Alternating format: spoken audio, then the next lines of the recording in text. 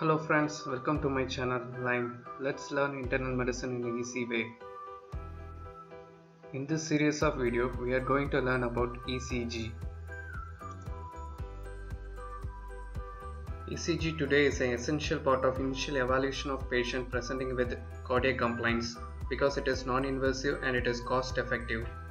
We are going to discuss the ECG in the following topics: brief history, basis of ECG, lead system and electrical axis, normal ECG, abnormal ECG, rhythm abnormalities, acute coronary syndrome, ECG and electrolyte abnormalities.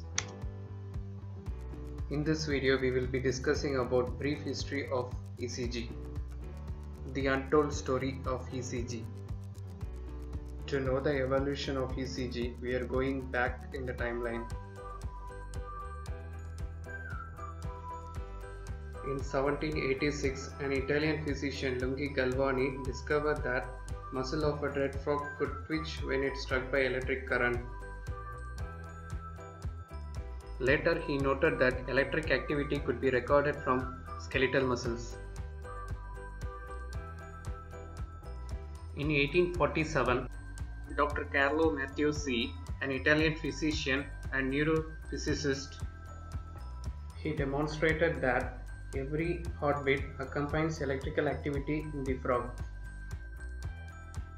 In 1887, Augustus Waller, he was the one who introduced the term electrocardiogram.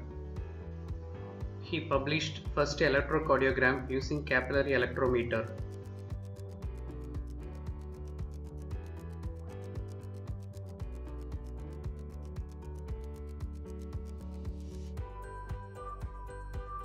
In 1891, Dr. William Bayliss and Edward Starling demonstrated triphasic cardiac electrical activity using capillary electrometer.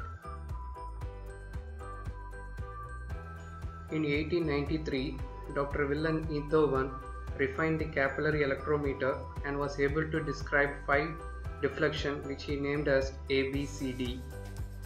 To adjust for inertia in the capillary system, he implemented a mathematical correction which result in the curves we see today, and he named as PQRST.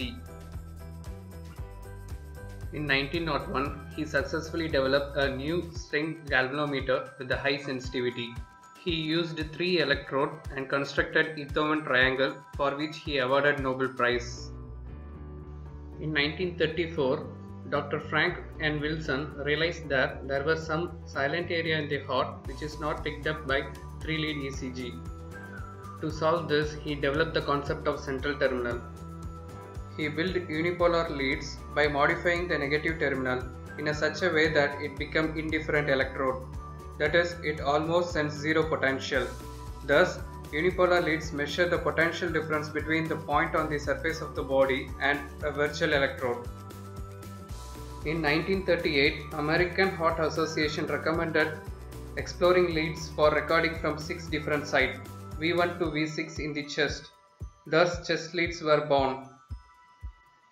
In 1942, Goldberger constructed unipolar leads with the central terminal and connected additional positive unipolar leads on each left and right arm and left leg. Then he augmented the signal, what we know as augmented limb plates. In 1950s, size of ECG machine reduced to table size. In 1970s, because of electronic revolution, the size of ECG machine is greatly reduced. In 1980s, more efficient modern ECG machines were built.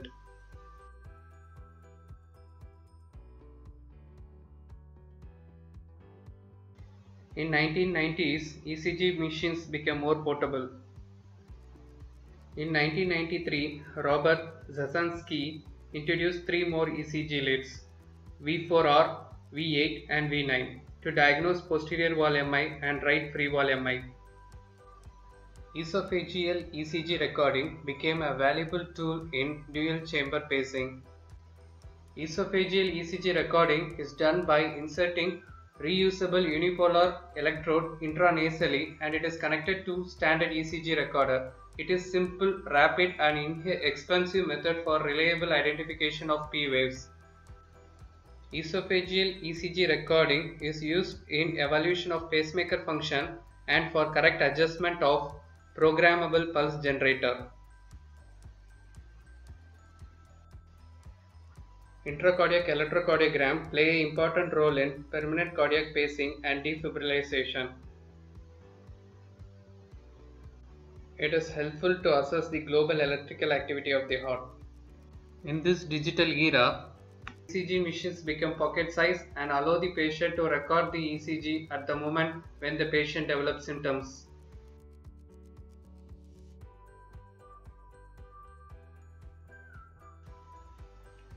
Our next video will be on basis of electrocardiogram.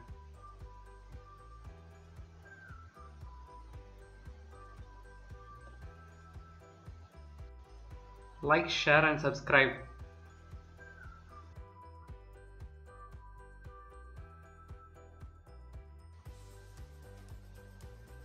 Thank you very much.